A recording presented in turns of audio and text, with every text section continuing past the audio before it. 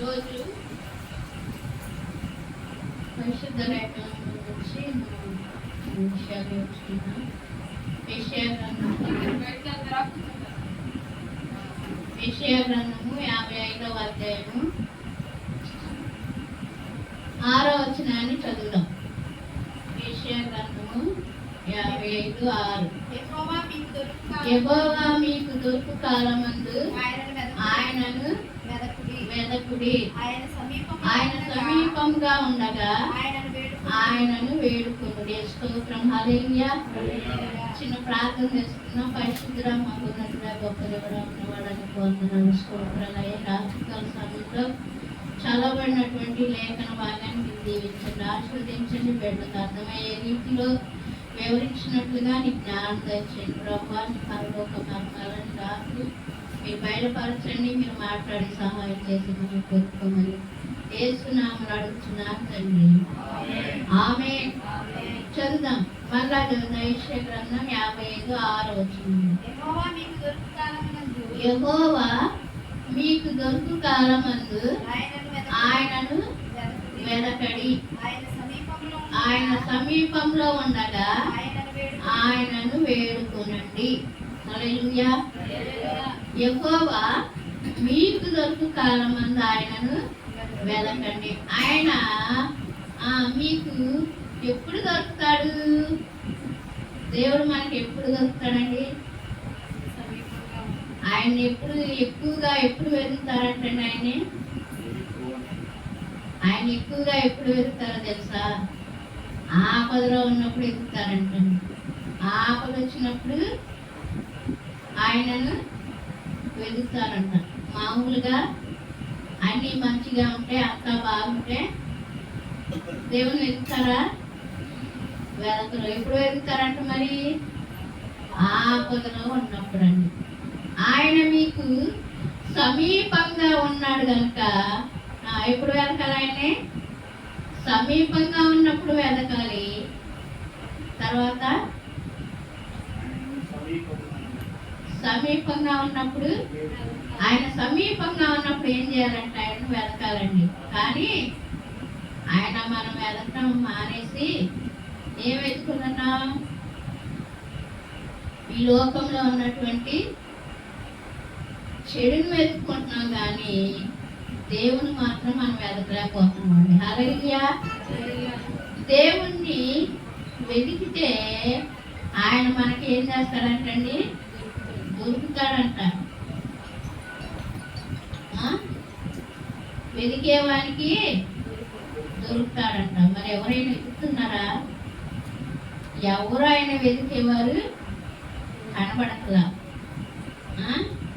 ఆయన సమీపంగా వస్తున్నాడంట, దగ్గరగా ఉన్నాడంట మనకి. అయినా సరే ఏం చేయట్లా? ఆయనను వెతకటానికి మనం ఇష్టపడట్లేదంటండి. హల్లెలూయా. మనుషుడు దేవుని వెతకటం మానేసి ఏం వెతుకుంటున్నాడండి?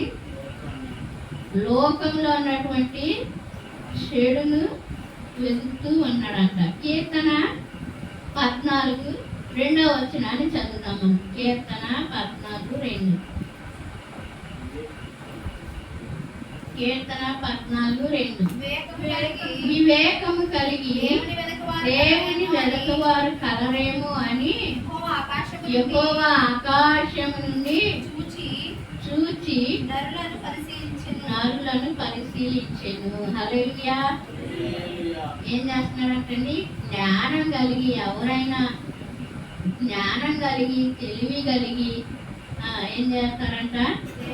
దేవుణ్ణి వెతుకుతారేమో అని ఆయన ఎక్కడి నుంచి చూస్తున్నాడంటండి? ఆకాశంలో నుంచి నరులను పరీక్షిస్తున్నాడంట, చూస్తున్నాడంట. వీళ్ళు ఎవరిని వెతుకుతున్నారు? నన్ను వెతుకుతున్నారా? అసలు వీళ్ళకి జ్ఞానం ఉందా? తెలివి ఉందా? అసలు నన్ను వెతకాలన్న ఆలోచన వీళ్ళకి ఉందా? అసలు ఏం చేస్తున్నారు? ఏం వెతుకుతున్నారని ఎక్కడి నుంచి చూస్తున్నాడంటండి దేవుడు? ఆకాశంలో నుంచి, పరలోకంలో నుంచి దేవుడు క్రిందికి నరులను చూస్తూ పరిశీలిస్తూ ఉన్నాడంట. పరీక్ష చేస్తా ఉన్నాడంట దేవుడు. ఎవరిని? నరులను. మరి వాళ్ళు ఏం వెతుకుతున్నారు? దేవుని వెతికే వారు ఉన్నారు ఎవరైనా? ఎవరో లేరండి. దేవుని వెతకడం మానేసి ఈ రకరకాలైనటువంటి వ్యసనాలకు లోనైపోతున్నారు. కానీ దేవుని వెతుకుతామన్నటువంటి ఆలోచన మనిషికి లేదండి. హల్లెలూయా. కాబట్టి దేవుడు వివేకం కలిగి ఎవరైనా, తెలివి కలిగిన వాడు ఎవరైనా ఉన్నారేమో, నన్ను గురించి ఎవరైనా విచారణ చేస్తారేమో, ఎవరైనా నా గురించి వెతుకుతారేమో, నన్ను తెలుసుకుంటారేమో అని ఆకాశంలో నుంచి పరీక్ష చేస్తా ఉన్నాడంటండి. హల్లెలూయా. కానీ ఎవరు కూడా తెలుసుకోలేదు. చదువుదాం. ఇర్మియా గ్రంథము 29:13. ఇర్మియా గ్రంథము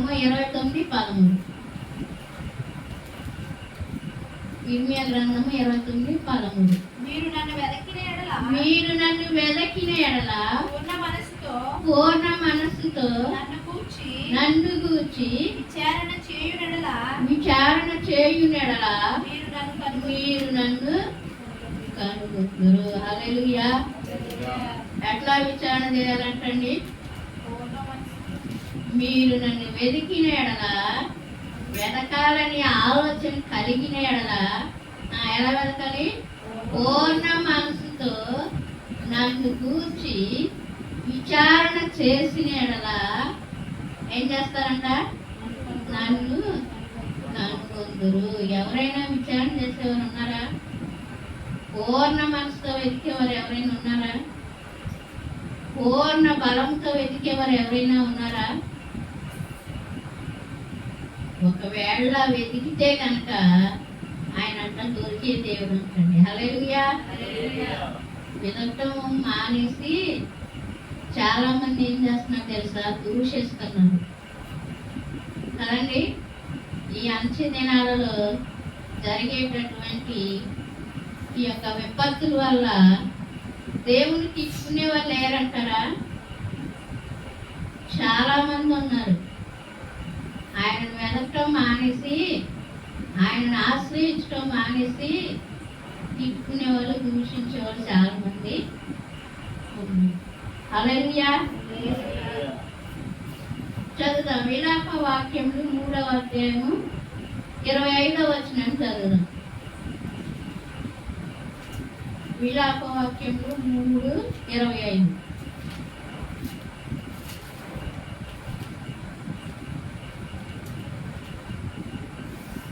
విలాప వాక్యములు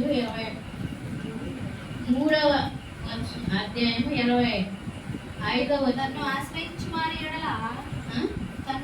తన్ను ఆశ్రయించు వారి ఎడల యెహోవా దయాళుడు, తన్ను వెదకు వారి ఎడల ఆయన దయ చూపువాడు. హల్లెలూయా. మరి వెతుకుతున్నారా?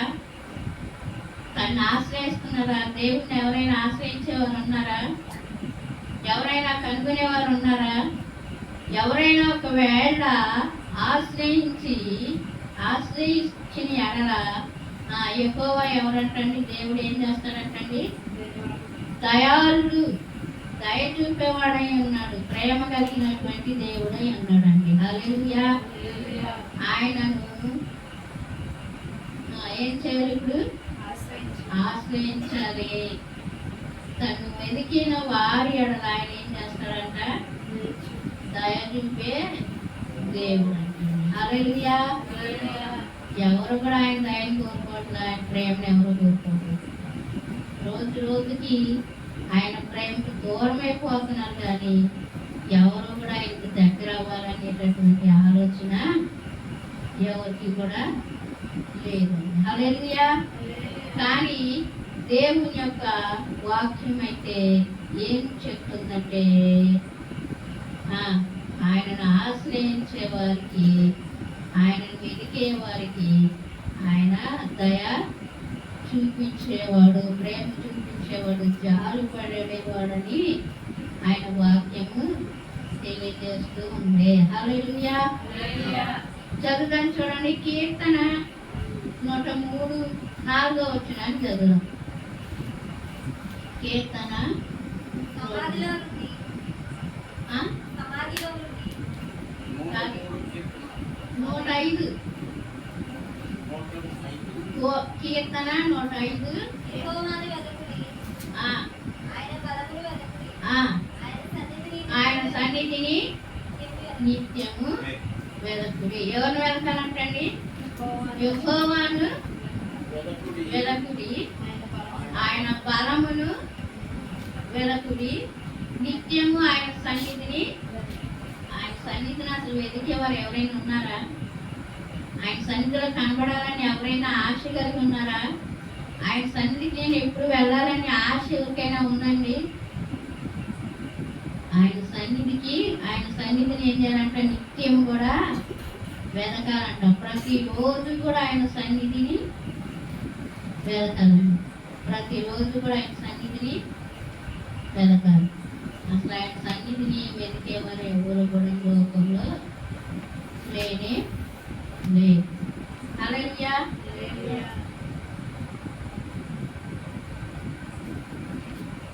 హల్లెలూయా. ఏం వెతకాలి? ఆయన బలాన్ని వెతకాలి, ఆయన సన్నిధిని వెతకాలి. చదువుతాం. కీర్తన 105:4 కూడా చదువుతాం. 3 చదివారు ఇందాక. 3 చదవండి. ఆయన పరిశుద్ధ నామమును బట్టి కీర్తన 105. 5 చదువు. 105:5 ఆయన దాసులైన అబ్రహాము వంశస్థులారా, యెహోవాను వెతుకువారు. అదే మూడు యెహోవాను వెతుకువారు హృదయమందు సంతోషించు. యెహోవాను వెతికేవారు ఏం చేస్తారంటండి? వారికి హృదయంలో ఏం కలుగుతుందంట?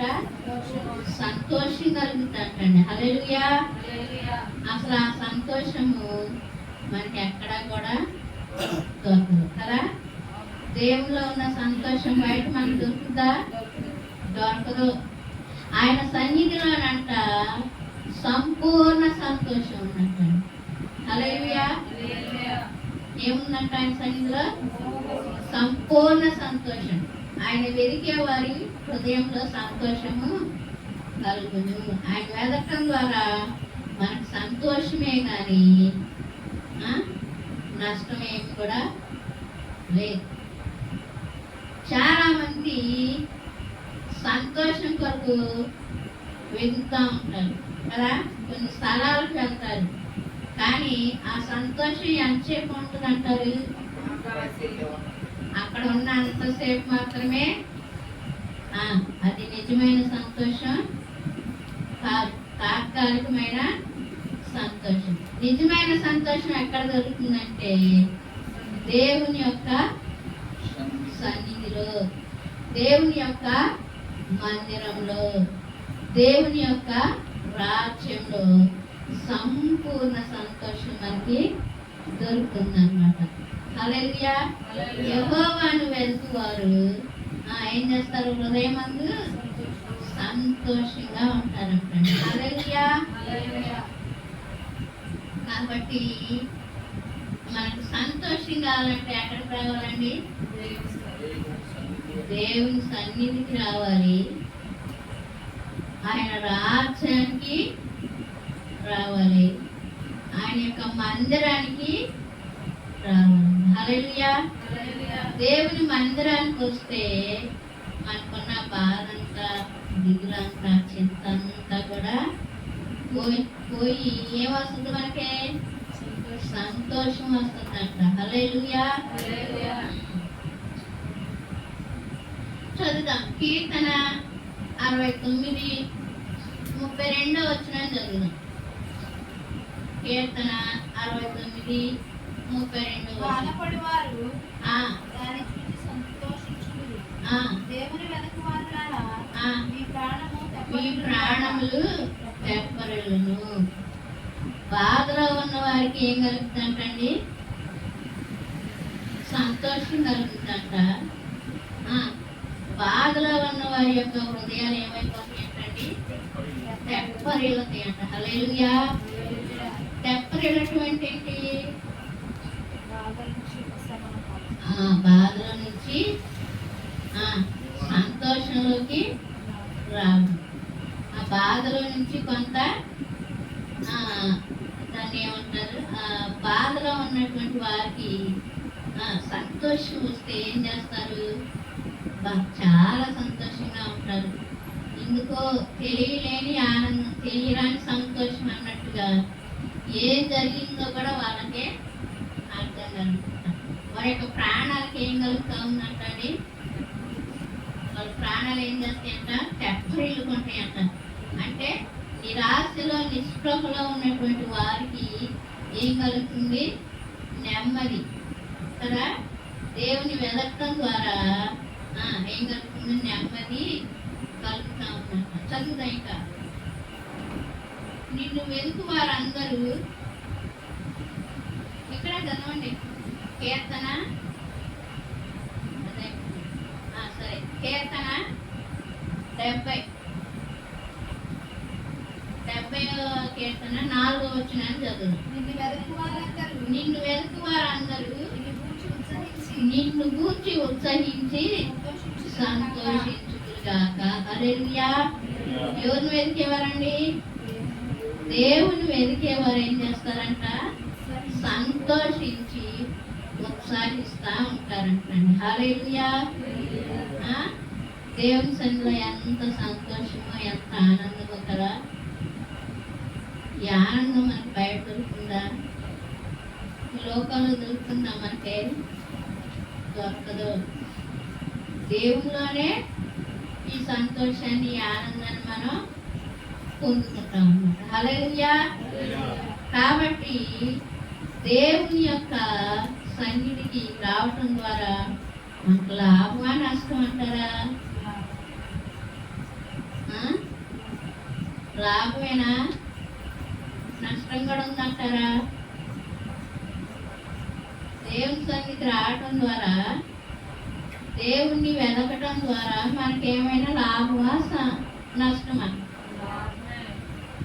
లాభమేగా, నష్టమేం లేదుగా. కానీ చాలా మంది ఏం చేస్తున్నారు? దేవుని సన్నిధిని వెదకటం మానేసి, దేవుని సన్నిధికి రావటం మానేసి ఇంట్లో కూర్చొని ఆ యొక్క సంతోషాన్ని పోగొట్టుకుంటున్నారండి. హల్లెలూయా. దేవుని సన్నిధిలో అనుభవించే సంతోషాన్ని ఏం చేసుకుంటున్నారు? పోగొట్టుకుంటున్నారు. ఆ సమయంలోనే దేవుని యొక్క సంతోషాన్ని అనుభవించే ఆ సమయంలోనే ఇంట్లో ఉన్నాం అనుకోండి, ఆ సమయంలోనే దాని గొడవ అయింది అనుకోండి,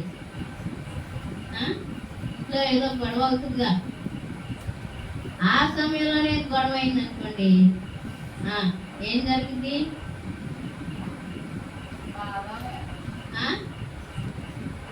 సంతోషం అనుభవించాల్సి పోయి ఏమనిపిస్తాయిట? బాధ, విచారం కదా, నష్టం. దేవుని సన్నిధిని మానేయటం వల్ల ఏం జరిగింది? నష్టం జరుగుతూ ఉంటుంది కదా. చాలా బాధ కలుగుతూ ఉంటుంది. అప్పుడు అనిపిస్తుంది, ఏమో దేవుని సన్నిధికి వెళ్ళినా పోయేదే, ప్రార్థనకి వెళ్ళినట్టయితే నాకు ఈ ఆపద, ఈ గొడవ వచ్చేది కాదు, ఈ బాధ వచ్చేది కాదు, ఈ ఆడటం, తన్నుకోవటం, కొట్టుకోవడం ఇవి వచ్చేవి కాదు. చక్కగా దేవుని సన్నిధికి వెళ్ళుంటే ఎంత బాగుండేది, ఎంత సంతోషంగా ఉండేది మనసు అని చెప్పి అప్పుడు ఆలోచన చేస్తారంటండి. హల్లెలూయా. హల్లెలూయా. చూద్దాం, చూడండి కీర్తన 77 2వ వచనం చదువు. కీర్తన 77. ఆపత్కాలమందు నేను ప్రభువును వెతికి తిని, రాత్రి వేళ నా చెయ్యి వెనుకకు తీయకుండా చాపబడి ఉన్నది. ఎప్పుడు ఎత్తుకున్నారంటండి? ఆపద వచ్చినప్పుడు ఎత్తుకుంటున్నారు. అప్పుడు ఎందుకో ఎప్పుడు ఎత్తుకుంటున్నారు దేవుణ్ణి? ఆపద వచ్చిన తర్వాత అప్పుడు ఎత్తుకుంటున్నారండి. హల్లెలూయా. నిజంగా ఈ దినాల్లో చాలా మంది ఆపదలో చిక్కుకోవడానికి చూస్తున్నారు కానీ ఆపదలో పడకుండా దేవుని వెతుకుదాము, దేవుని దగ్గరికి వెళ్దామన్న ఆలోచన ఎవరికి రావట్లేదండి. ఏమవుతులే, ఏం జరుగుతులే అన్నట్టుగా ఉంటా ఉన్నారు కానీ వాళ్ళు అనుకోకుండా ఏమైపోతున్నారు? ఆపదలో చిక్కుకుంటున్నారు, ఆపదలో పడిపోతున్నారు. ఆపద వచ్చిన తర్వాత అప్పుడు దేవుడు కావాలి కదా. అంతా మంచిగా ఉంటే దేవునికి అవసరం ఎవరికి కూడా రాదు. ఆపద వచ్చినప్పుడు మాత్రం ఎలాంటి టోళ్ళైనా సరే చూడండి, ఎంత టోళ్ళైనా సరే అప్పుడు దేవుని గుర్తు చేసుకుంటారు. ఎందుకు? ఆపదలో ఉన్నారు కాబట్టి, ఆయన తప్పించే దేవుడు కాబట్టి ఎలాగైనా సరే తప్పిస్తాడు అని ఆపదలో దేవుని గుర్తు చేసుకుంటారంటండి. హల్లెలూయా. ఆపదలో దేవుడు కావాలా? అన్ని మంచిగా ఉన్నప్పుడు దేవుడు కావాలా? అన్ని విషయాల్లో దేవుడు కావాలా? కొన్ని విషయాల్లో దేవుడు కావాలా? అన్ని విషయాల్లో కూడా దేవుడు కావాలండి. హల్లెలూయా. హల్లెలూయా. చదువుదాం. కీర్తన 119 10వ వచనాన్ని చదువుదాం. కీర్తన 119 10. నా పూర్ణ హృదయంతో నిన్ను వెతికి ఉన్నాను. హల్లెలూయా. ఆయన ఆజ్ఞల నుంచి తిరగకుండా ఉన్నారంటే ఏం చేయాలి? పూర్ణ హృదయంతో దేవుని వెతకాలండి. పూర్ణ హృదయంతో ఆయన వెతికితే ఆయన ఆజ్ఞలో నుంచి తొలగిపోకుండా ఉంటారంట. హల్లెలూయా. ఆయన ఆజ్ఞ అంటే ఏంటి? ఏం ఆజ్ఞ ఇచ్చాడు దేవుడు మనకి? దేవుడు ఏమైనా ఆజ్ఞలు ఇచ్చాడా? ఏం ఆజ్ఞ అంటే దేవుని సన్నిధిని మానేయటమే.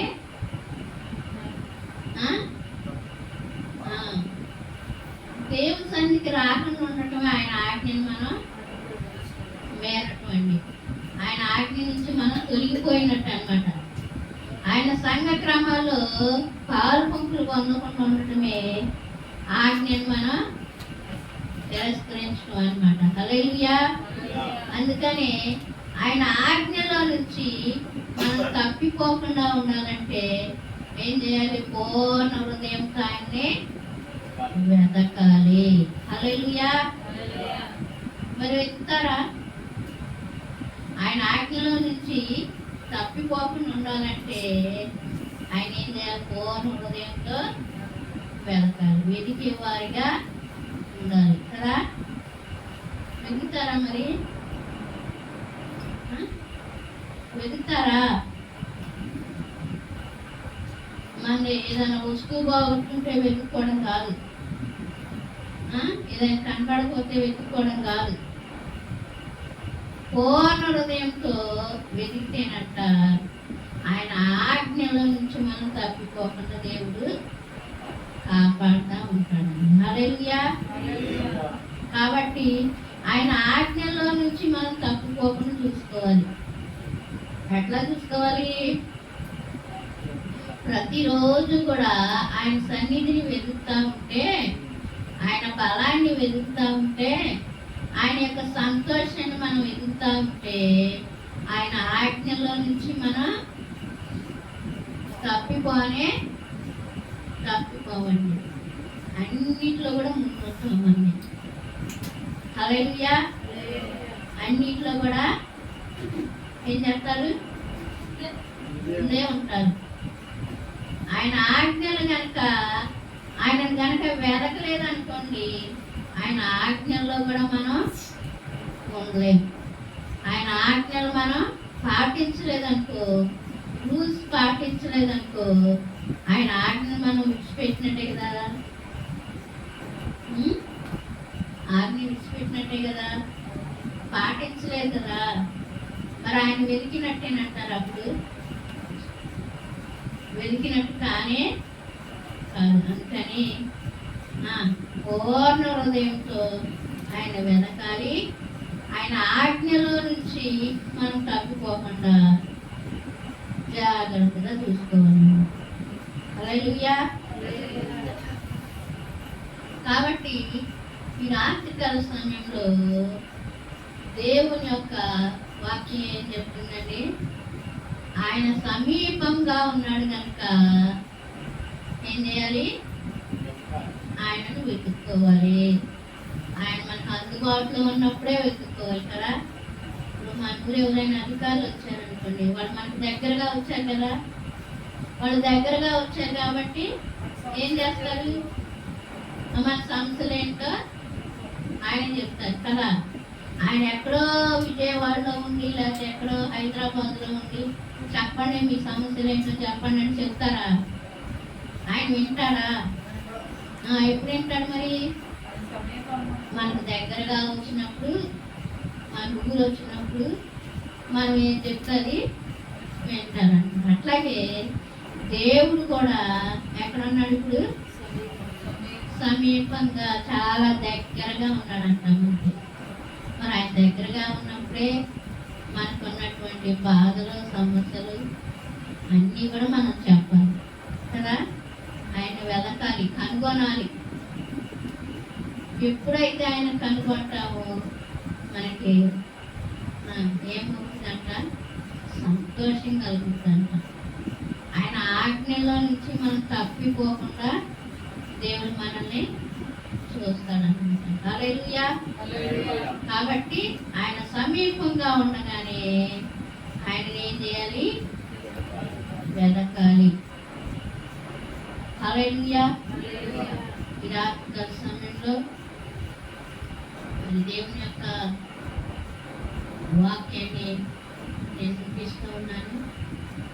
ఈ రాత్రి దేవుడు మనతో మాట్లాడిన ప్రతి ఒక్క మాటను మీ యొక్క హృదయాలలో దేవుని వాక్యాన్ని నాటించబడినట్లుగా దేవుని సన్నిధిలో మనందరం ప్రార్థన చేద్దాం.